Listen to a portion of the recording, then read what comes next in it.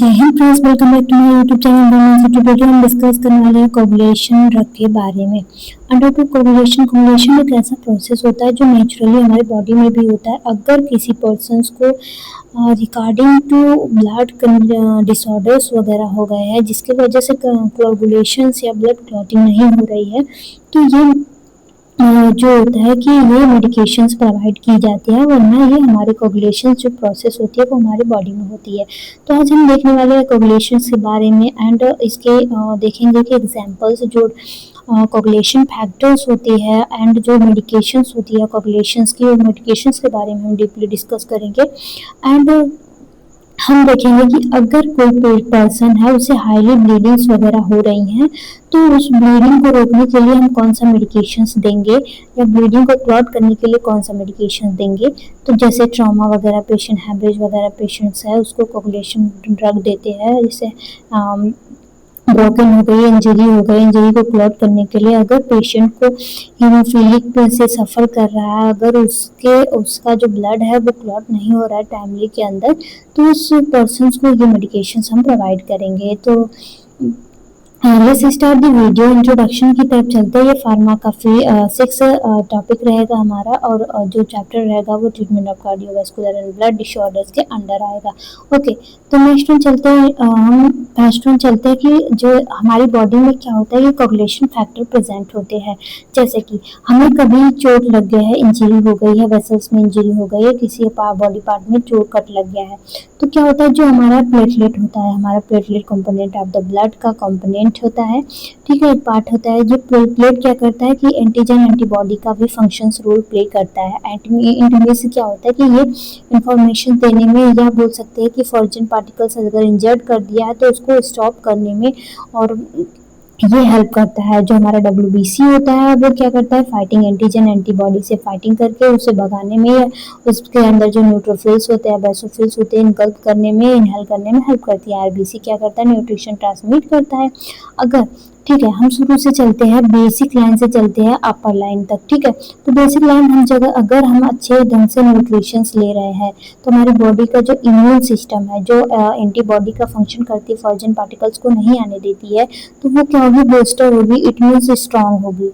Okay, वो strong होगी तो हम मल्टीपल विटामिन वगैरह लेते हैं, ठीक है, तो कार्बोहाइड्रेट लेते हैं, फैट लेते हैं, अदर प्रोटीन्स, लिपिड्स वगैरह लेते हैं, तो ये क्या करती है, एक एनर्जी में कन्वर्ट करके हमारे इम्यून को बूस्ट करती है। एंड जो विटामिन वगैरह होते हैं वो बहुत सारे अच्छे क्या होते हैं कि बेसिक रोल प्ले करते हैं। तो हम इसके अंदर ये भी देखेंगे क्या होता है कि जब हमारे बॉडी में कहीं भी इंजरी हो गई है, कट हो गया है, तो क्या करता है, हमारा जो थ्रोम्बोसिस प्रोसेस चलते हैं। थ्रोम्बोसिस इट मीन्स कि ब्लड जो होता है कि ऑक्सीजन के संपर्क में आया, अगर इंटरनल हैमरेज हुआ है या एक्सटर्नल हैमरेज हुआ है, तो क्या होता है कि ब्लीडिंग अगर अप्रोप्रिएट वे में क्या होता है, ब्लीड हो रहा है या हैमरेज हो गई है, तो हमारा जो थ्रोम्बोसिस है, आई मीन थ्रोम्बोसिस मतलब ब्लड क्लॉट होना, जो हमारा प्लेटलेट होता है वो क्या करता है, वहाँ पे जाके क्लॉटिंग का जैसे कि यहाँ पे कट लग गया, ठीक है, यहाँ पे जाके प्लेटलेट जमा हो जाएगा, ताकि ये ब्लीडिंग जो होती है कि दूसरे वेसल्स में या सेल्स टिश्यूज वगैरह है उसमें, वेसल्स में क्या होता है कि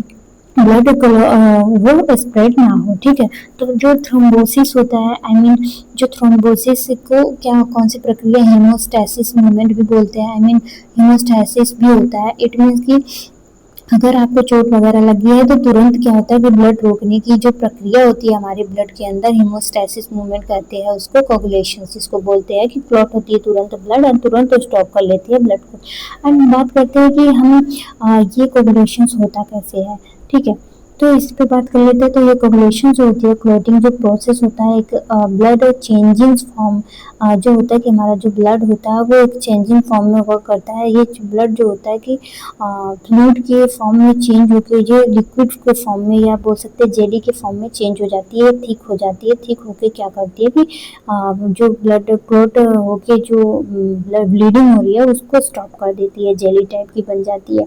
ओके, इसमें क्या होता है कि जो हेमोस्टैसिस जो प्रोसेस होता है, तो क्या होता है कि कहीं कट हो गया है तो ब्लीडिंग को स्टॉप करने के लिए हमें सीधा सीधा से पता है कि ये करती है। लेकिन इसको करने के लिए कौन कौन से ऐसे आप बोल सकते हैं कि एलिमेंट्स आते हैं कि यहाँ पे जेली टाइप का हो जाएगा ब्लड और थक्का बन जाएगा ताकि ब्लीडिंग वगैरह स्प्रेड ना हो। ओके, तो किसी किसी तो ये हमारे पे क्या होता है कि 13 क्या होते हैं कि फैक्टर क्लोटिंग फैक्टर होते हैं। जैसे फर्स्ट क्लोटिंग फैक्टर फाइब्रिनोजेन होता है, प्रोथ्रोम्बिन होता है, टिश्यू थ्रोम्बोप्लास्टिन होता है, कैल्शियम टोन टोन होता है, लेवाइल फैक्टर्स होता है, स्टेरिल फैक्टर होता है, एंटी हेमोफिलिक फैक्टर्स होते हैं, क्राइस्टेल स्टिमा फैक्टर्स होते हैं, प्लाज्मा थ्रोम्बोप्लास्टिन फैक्टर होते हैं, एवरीथिंग आर ये जो फैक्टर्स होते हैं, हेपारिन फैक्टर्स होते हैं, ये सब फैक्टर्स जो होते हैं ये आके क्लॉट करने में हेल्प करते हैं, क्लॉट करके ब्लड को स्टॉप कर देती है।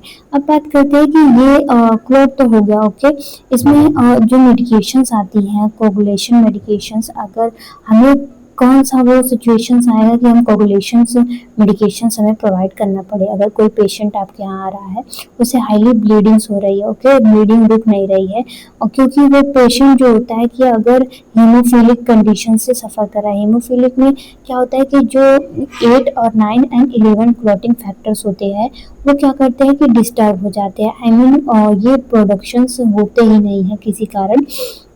तो क्या करेगा कि ये जब अगर इस पर्सन को इंजरी हो गई तो ब्लड क्या करेगा, स्टॉप होगा ही नहीं।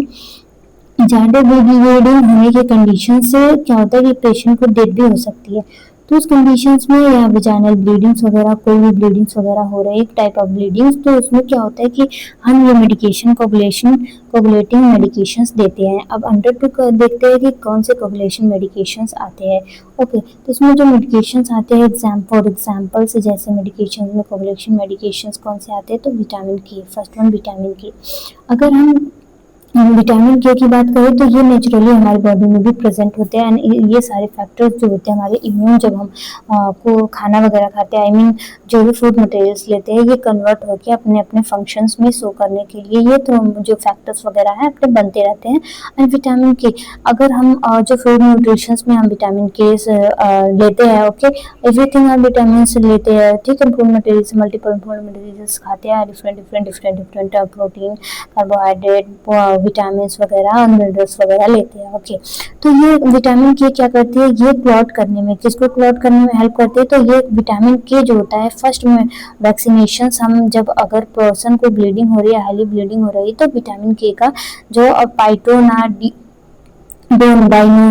जो होता है कि ये मेडिकेशंस देते हैं। ओके, ये क्या करती है कि ये जो क्लॉटिंग में डिफिकल्टी आ रही है, तो ये उसको क्लॉट कराने में, ब्लड को क्लॉट कराने में, या बोल सकते हैं एक्ट करती है, फैक्टर सिंथेसाइज करती है। जो क्लॉटिंग फैक्टर किसको सिंथेसाइज करती है, तो क्लॉटिंग फैक्टर 7 को, क्लॉटिंग फैक्टर्स जो 7 होते हैं उनको स्टेबलिफाइज करती है, आई मीन सिंथेसाइज करती है, एंड 9 को सिंथेसाइज करती है, एंड उसके बाद जो 10 होता है क्लॉटिंग फैक्टर उसको सिंथेसाइज करती है ताकि वो ब्लड क्लॉट अच्छे से हो जाए। आई मीन ठीक है, डिफिशियंसी में भी अगर लीवर डिजीजेज है, ऑब्स्ट्रक्टिव जॉन्डिस वगैरह है,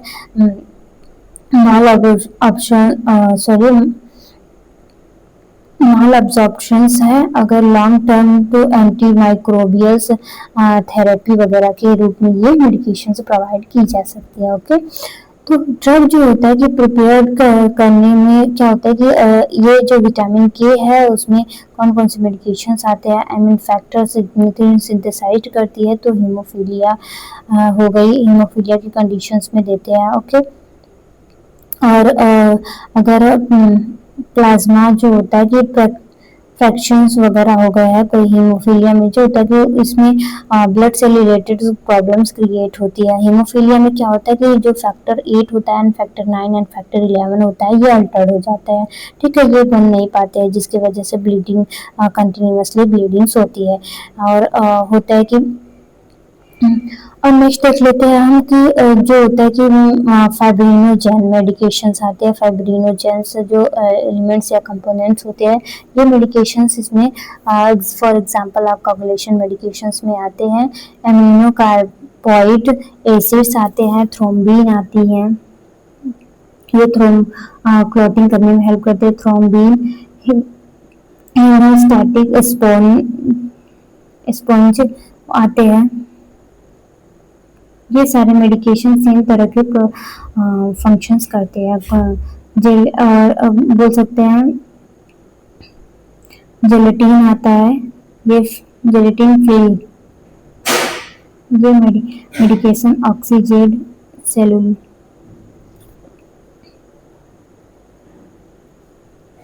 ऑक्सीजेडेड सेलुलोज, ओके, ये मेडिकेशंस आते हैं। Everything medications are the problem solving for clotting. अगर नहीं हो रहा है तो उसको क्लॉट कराने में हेल्प करती है। ओके, नेक्स्ट ये मेडिकेशंस हम प्रोवाइड किसको किसको कर सकते हैं। Okay, medication regarding to problem disease and regarding to situations हम मेडिकेशंस प्रोवाइड करेंगे डोजेज में। ये मेडिकेशंस इंडिकेट किसके लिए है, एवरीथिंग इंडिकेट जो बताएंगे उसी के लिए होगी, एंड किसी भी कारण हम कोई भी मेडिकेशंस में नहीं दे सकते। ओके, अगर हमें गम्स जो नोज ब्लीडिंग्स होती है, नोज ब्लीडिंग, उस कंडीशंस में हम ये मेडिकेशन देंगे। एंड ब्रूसिंग हो गया है,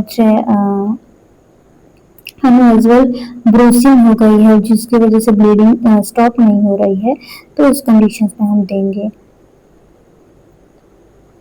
ठीक है, और हेमेचूरिया वगैरह की कंडीशंस में हेमेटोक्राइटिक ब्लड प्रेशर्स वगैरह इस कंडीशंस में और दे सकते हैं।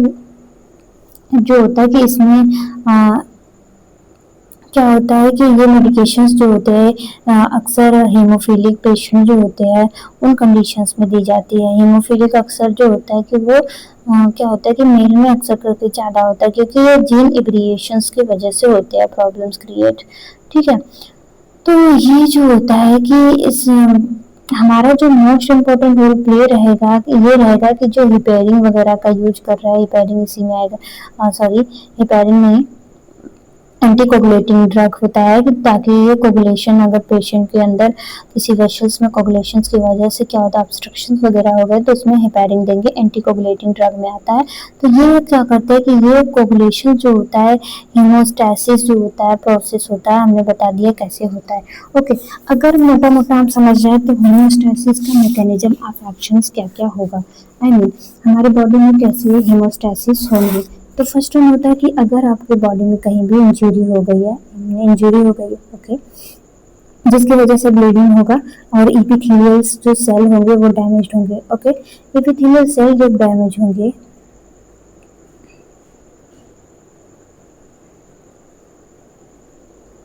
जो होगा कि सब एंडोथेलियल जो होगा, सॉरी सब एंडोथेलियल कोलेजन जो होगा एक्सप्लॉइड होगा।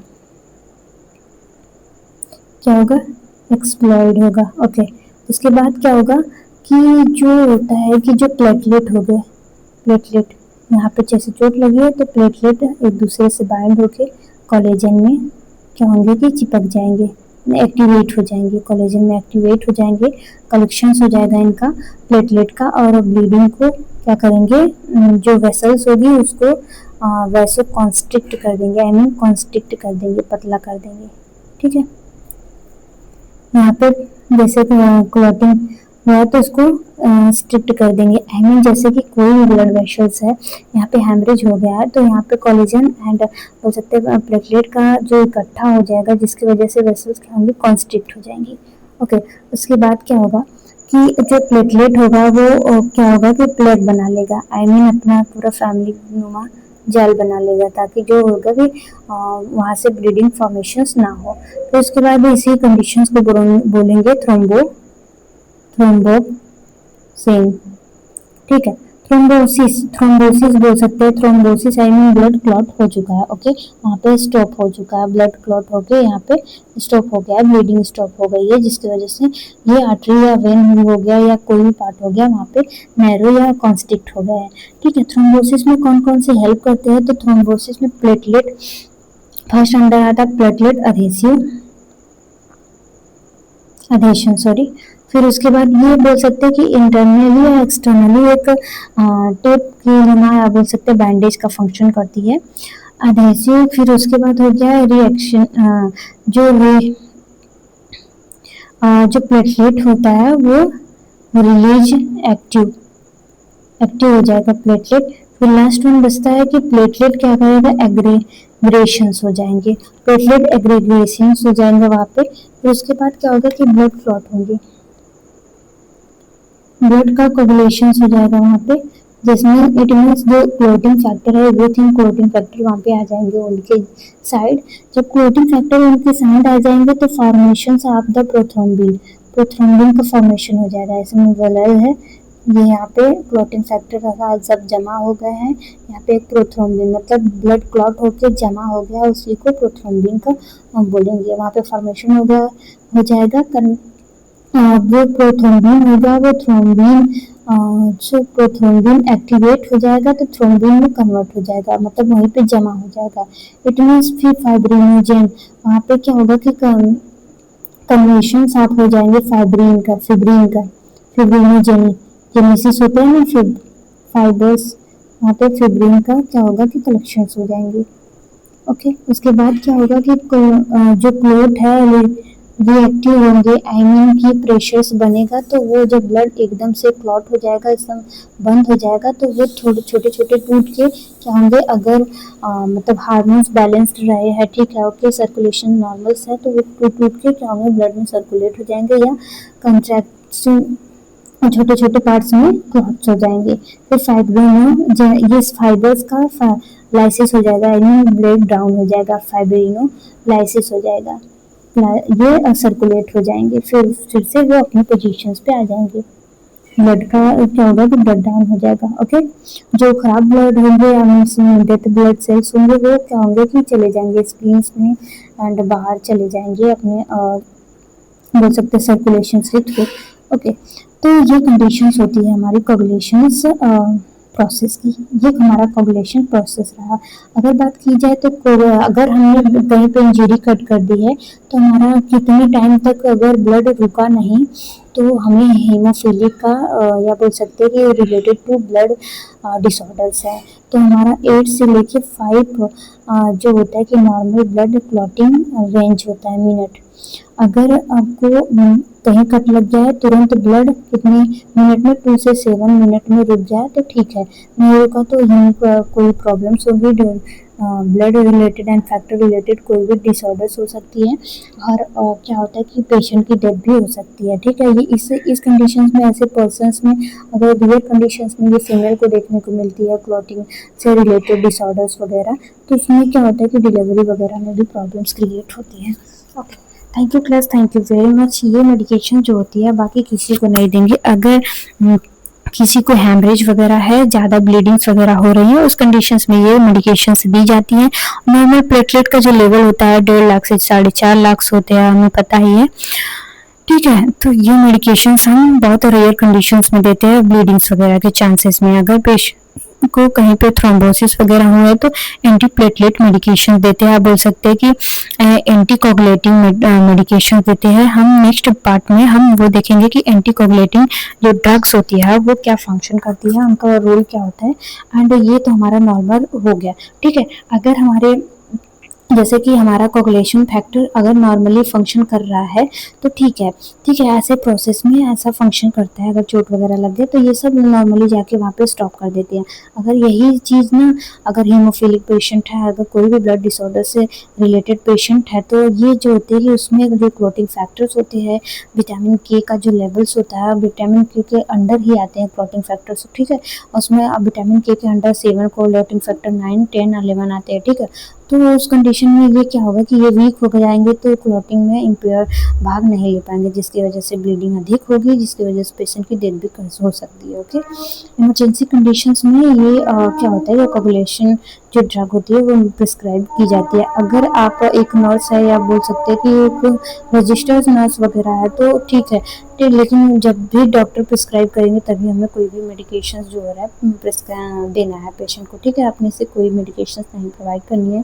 Thank you class, thank you very much. Next part में हम देखेंगे एंटी कोगुलेटिंग ड्रग क्या होते हैं। ठीक है, मेन हमारा जो फोकस रहेगा एंटी कोगुलेटिंग पे रहेगा। ये नॉर्मल फंक्शंस हमारे बॉडी में चलते इतना पता रहना चाहिए। Thank you class, thank you very much, thank you for watching.